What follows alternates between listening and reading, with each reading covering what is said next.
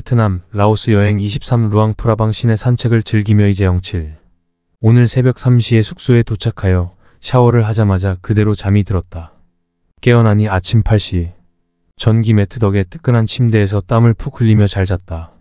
숙소에서 나오는 아침 식사가 깔끔하다. 망고를 포함한 열대과일, 계란 프라이, 토스트, 구운 소시지 등 맛도 있고 먹고 나니 든든하다. 이 숙소는 공용 공간이 잘 되어 있다. 멀리 강 풍경을 바라보며 식사할 수 있는 식당, 오락실 등 투숙객들에게 아주 편리한 공간을 제공한다. 이곳은 공용 투숙실인 도미터리를 중심으로 하는 숙소인 것 같다. 여행을 떠나기 전 나도 이번 여행에서 공용 숙소를 한번 이용해볼까 말을 꺼내었더니 집사람과 딸이 펄쩍 뛴다. 이 숙소를 하루 예약했는데 일단 하루를 더 연장했다. 이번 여행 중에 꼭 한번 공용 투숙실을 이용해봐야겠다. 아침 식사를 마치고 침대에 누워 느긋한 시간을 보낸다. 어제의 고생을 생각하면 지옥에서 천국으로 온 기분이다. 이후의 계획에 대해 숙소 직원과 이야기를 나누었다. 정보를 많이 파악하고 있고 좋은 조언을 해준다. 12시가 넘어 숙소를 나왔다. 시내도 돌아볼 겸 돈도 출금하기 위해서이다. 루앙프라방은 도시 전체가 세계문화유산으로 지정되어 있다. 그런 만큼 시내 곳곳에 많은 명소가 있다. 인터넷을 찾아보면 많은 명소를 찾아보기를 권장하고 있다. 그렇지만 내 생각은 다르다. 루앙프라방 전체가 세계문화유산으로 지정되어 있다고는 하지만 눈을 확 끄는 그런 명소로는 사실 나세울 것이 별로 없다. 라오스라는 나라 자체가 옛날부터 소국 인구 면에서이었으므로 그리 대단한 유물이 있기 어려웠다. 나는 루앙프라방의 매력은 도시 그 지체에 있다고 생각한다. 메콩강과 메콩강의 지류인 님칸강을 낀 환상적인 도시 분위기. 좁은 골목길을 따라 꽃을 기득 채운 예쁜 작은 정원을 갖춘 주택들, 도시 공간마다 마련된 작은 공원과 사찰들 등 루앙프라방의 평범한 하나하나의 풍경이 감동을 준다. 강가나 골목길을 걷다 보면 수많은 홈스테이에서 숙박을 하고 있는 관광객들이 베란다에 나와 커피잔을 옆에 두고 독서를 하고 있는 모습을 발견한다. 참으로 평화스러운 전경이다. 루앙프라방이 우리에게 주는 가장 큰 선물은 바로 마음의 평화와 안식이 아닐까 생각한다. 숙소를 나서자마자 햇빛이 따갑다. 열대의 나라로 여행 온 것을 이제야 느낀 뒤. 같은 동남아 국가이면서도 베트남, 캄보디아, 라오스, 태국은 기온이 전혀 다르다. 베트남 하노이의 1월은 춥지만 비슷한 위도의 루앙프라방은 뜨거운 날씨다. 태국으로 넘어가면 더하다. 우리나라의 찌는 듯한 여름 날씨보다 더 덥다. 얼마 걷지 않았는데도 땀이 흐르고 걷기 싫어진다. 시원한 음료수를 한 잔 마시고 싶은데 라오스 돈이 없다. 걷다 보니 루앙프라방을 대표하는 불교 사찰인 왓 비수나라스가 나온다. 황금빛으로 빛나는 아름다운 사찰이다. 불당 안에 있는 대형 불상도 황금빛이다. 불당 안 이곳저곳을 둘러본 후 밖으로 나와 불당 건물의 외관을 둘러본다. 날씨가 더워 걷기가 싫다. 불당 앞 계단에 앉아 정원을 바라본다. 거대한 둥근 탑과 야자 나무들이 좋은 조화를 이룬다. 아름다운 정원이다. 그렇게 한참 쉬었더니 다시 힘이 난다. 사찰을 나와 목적 없이 걷자니 은행이 보인다. ATM 기계에서 돈을 인출하였다. 수수료가 턱없이 많다. 햇빛을 받으며 걸으니 목이 마르다. 그리고 배도 고프다. 사탕수수즙을 마셨으면 좋겠는데 파는 곳이 보이지 않는다. 길가 작은 좌판 노점에서 채소와 나뭇잎으로 쌈을 싼 밥과 쌀국수를 판다. 얼핏 보면 마치 만두처럼 생겼다. 호기심이 생겨 샀다. 비닐 봉지에 10개쯤 담아주는데 값은 10.000 김 양 650원. 옆에 있는 과일 노점에서 수박 한 봉지를 사서 길가에 걸터 앉아 함께 먹었다. 쌈은 방아잎을 비롯한 몇 가지 향신료 채소로 싼 것인데 그럭저럭 괜찮았다. 한참을 걷자니 이전에 새벽 탁발에 참여하였던 거리가 나온다. 그 길을 따라 걸어가니 길가에 2마리의 용조각을 한 계단이 보인다. 계단을 올라가니 꽤 큰 사찰이다. 옆쪽으로는 검은 탑이 서 있다. 비엔티안의 명소인 탓담을 닮은 탑인데 크기나 아름다움이 결코 탓담에 지지 않는다. 여기서는 조금만 걸으면 메콩강이다. 약간 내리막의 골목길로 들어갔다. 루앙프라방의 골목길은 어딜 가더라도 아름답다. 골목길을 200m쯤 내려가면 자동차가 달리는 도로가 나온다. 바로 메콩 강변을 따라 놓인 도로이다. 도로를 건너 강변 제방 위에 있는 식당으로 갔다. 메콩 강변에 있는 식당은 작년에 왔을 때 웬만큼 가보았다. 지금 이 식당도 전에 왔던 곳인 것 같다. 맥주 한 병을 주문하고 에콩강이 내려다 보이는 자리에 앉았다. 메콩강에 물이 많이 줄어있다. 그렇지만 경치는 여전하다. 시원한 강바람을 쐬며 경치를 즐기노라면 시간은 금방 지나간다. 5시 반인데 아직 해가 중천에 떠 있다. 확실히 베트남보다 해가 길다. 님비는 이 시간이면 어두워지기 시작한다. 해가 저물 무렵이 되자 야시장으로 갔다. 루앙프라방의 수호신이라 할 푸시산 자락 아래서 매일 밤 큰 야시장이 열린다. 조금 높은 넓은 광장에는 음식 코너들이 둥글게 열을 지으며 들어서 있다. 가운데 공간에는 탁자와 의자가 마련되어 있어 손님들은 음식 코너에서 음식을 사와서는 가운데 탁자에서 먹는다. 마치 우리나라 고속도로 휴게소 식당과 같은 시스템이다. 아래쪽에는 공산품과 공예품 등을 파는 긴 난장이 들어선다. 거의 200m가 넘는 길 양쪽이 난전으로 빈틈없이 찬다. 구경을 하다 보면 사고 싶은 것이 많은데 여행의 짐이 되기 때문에 살 수 없다. 공산품 난전 뒤에 좁은 골목은 음식점으로 가득 차 있다. 이곳이 진짜 먹거리 장터이다. 음식의 양과 질과 다양성에서 위쪽 깔끔한 야식 장터와 비교가 되지 않는다. 이 골목들은 그야말로 음식의 천국, 맛의 천국이다. 베트남에서 20일 가까이 지내고 보니 베트남 음식은 단조롭다는 생각이 들었다. 밥과 쌀국수가 중심이 되고 다른 음식들은 반찬이라는 인식이 강하였다. 그러나 여기는 다르다. 온갖 맛있는 음식이 독립적인 요리로서 입을 즐겁게 해주고 있다. 이곳에서 저녁을 먹기보다는 숙소에 가서 강을 내려다보며 식사를 하는 것이 더 좋겠다는 생각이 들었다. 구운 돼지고기를 샀다. 열대과일 모듬도 사려다가 그건 숙소 근처에도 있을 것 같아 그만두었다. 그런데 숙소 근처에 오니 구운 돼지고기는 팔고 있는데 과일은 팔지 않는다. 오늘은 과일을 포기해야겠다. 선선한 강바람을 맞으며 구운 돼지고기 안주로 얼음을 띄운 맥주를 마신다. 이렇게 또 하루를 보낸다. 베트남, 라오스 여행 24 스쿠터를 타고 루앙프라방 둘러보기. 루앙프라방에서 하루를 더 보내고 내일 농키아우로 가기로 했다. 그런데 문제가 생겼다. 숙소에서 지금 사용하고 있는 방이 이미 이전에 예약되어 있어 더 이상 사용이 곤란하다는 것이다. 남아있는 프라이빗 룸은 없어 6인 공용 도미터리 룸을 사용하던지 아니면 다른 곳으로 옮겨야 한다는 것이다. 난감하게 되었다. 다른 숙소로 옮기는 것도 보통 일이 아니다. 그래 딱 하루인데 도미터리 룸에서 한번 지내보자. 어차피 한번 경험해보고 싶었던 일인데. 숙소에서 시간을 보내다가 10시가 좀 넘어 숙소를 나섰다. 오늘은 오토바이를 타고 루앙프라방을 둘러볼 생각이다. 작년에 왔을 때도 어제도 도보로 돌아다녔으니까 아무래도 행동 반경에 한계가 있었다. 오토바이라면 시내 전체를 쉽게 둘러볼 수 있을 것이다.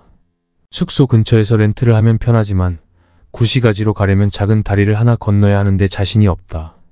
도보로 다리를 건너갔다. 어제도 그랬지만 걸어서 다리를 건너는 사람은 거의 없다.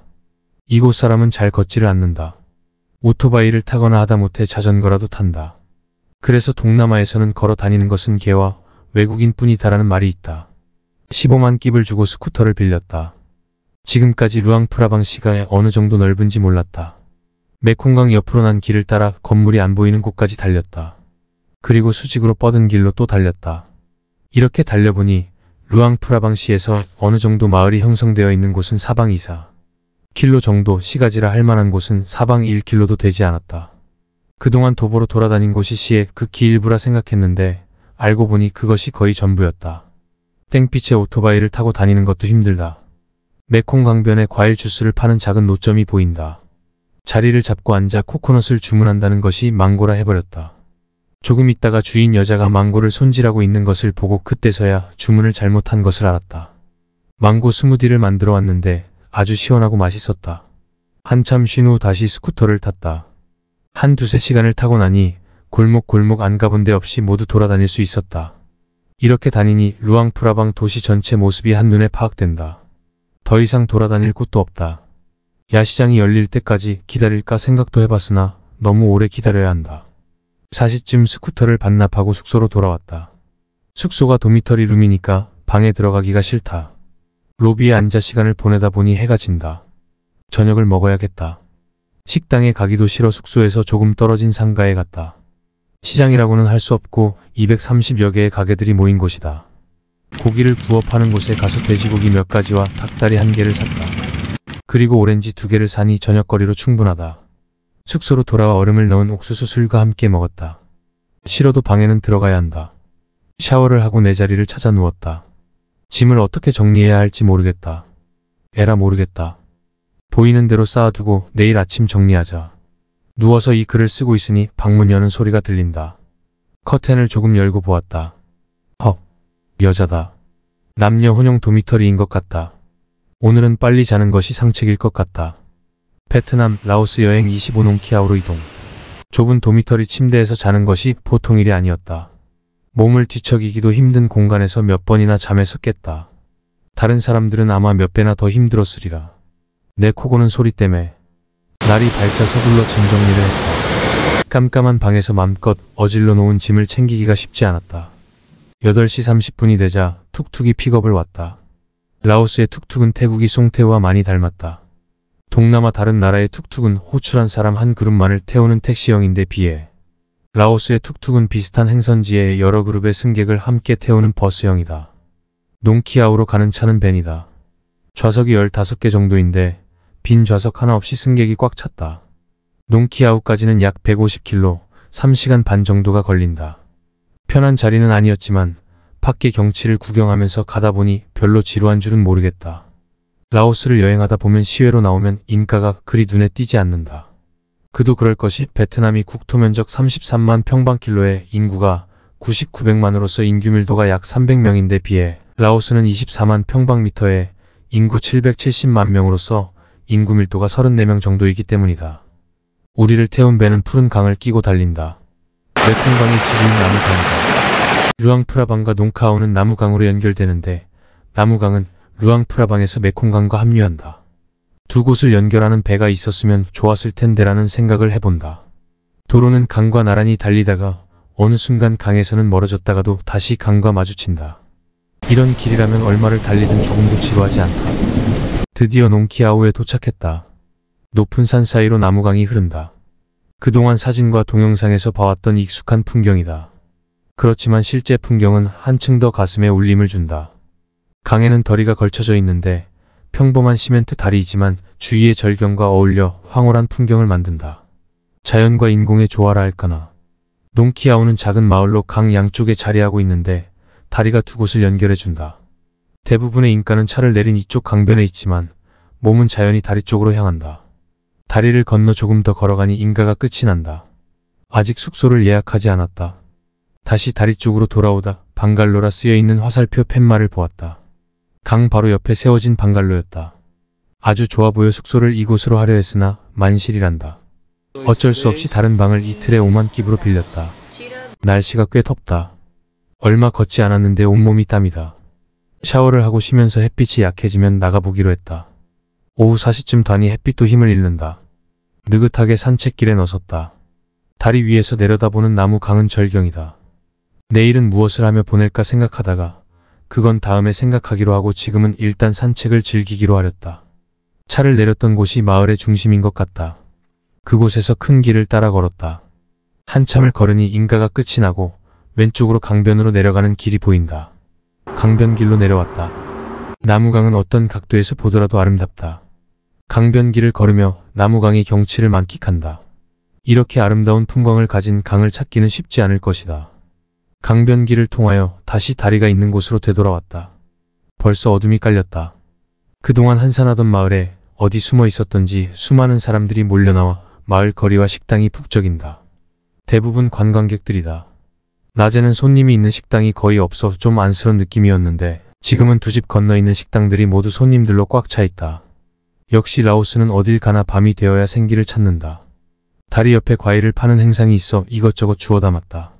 작은 가게를 하면서 옆에 식탁을 2개 갖다 놓은 작은 식당이 보인다. 돼지고기 볶음밥을 주문하였다. 며칠 전부터 자꾸 술이 당긴다. 베트남 추운 곳을 여행할 때는 술 생각이 나지 않았으나 라오스로 와서는 계속 술이 마시고 싶다.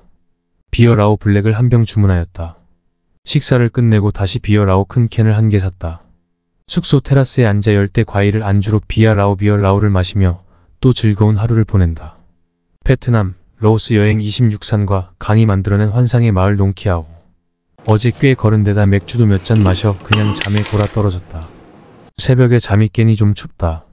전기 매트를 깔까 생각하다가 귀찮아서 그만두었다.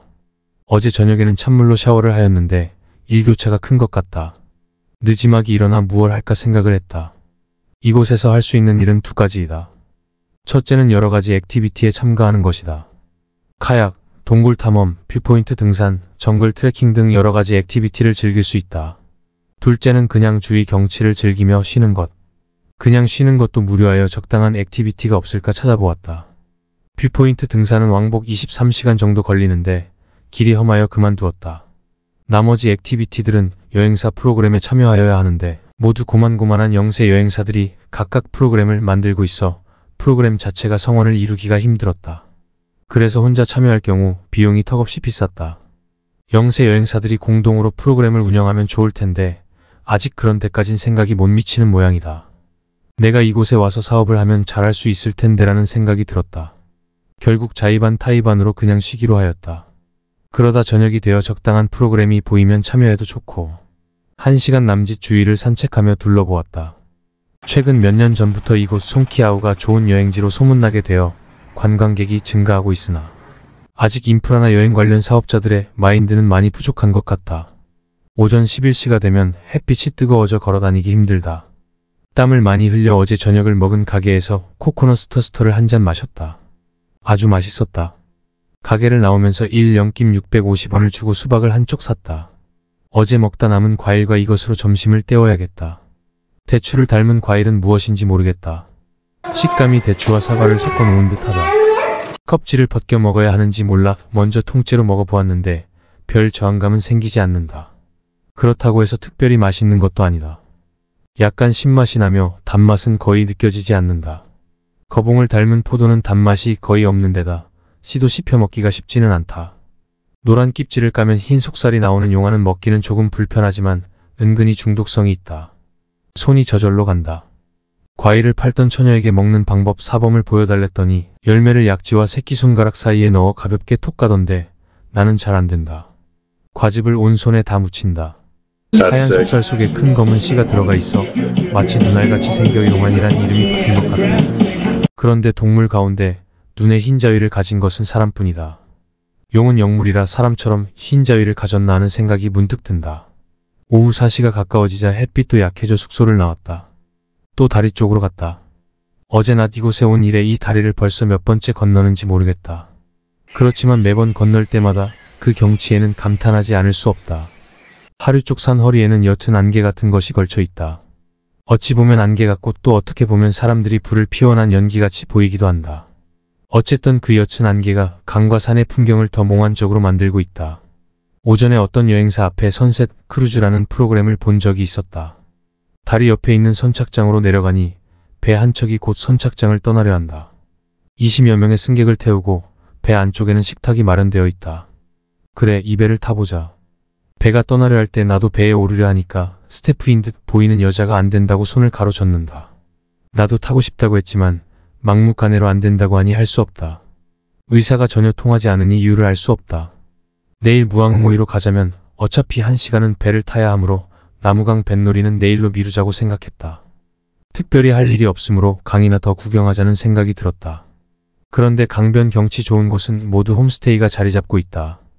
홈스테이라고 하지만 어떤 것은 수천 평의 땅 위에 몇십 개의 방갈로를 지어놓은 완전히 기업형도 있다. 여기에는 건축 규제도 없나라는 생각이 들기도 하고 다른 한편으로는 과연 이런 곳까지 행정력이 미칠까라는 생각도 들었다. 어제 저녁을 먹은 가게에서 쌀국수로 저녁을 먹었다. 이번엔 쇠고기 쌀국수인데 역시 고기 맛은 닭고기나 돼지고기보다 못하다.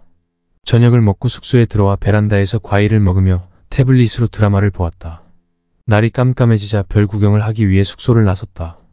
다시 다리 한가운데까지 갔지만 이곳도 불빛 때문에 별이 거의 보이지 않는다.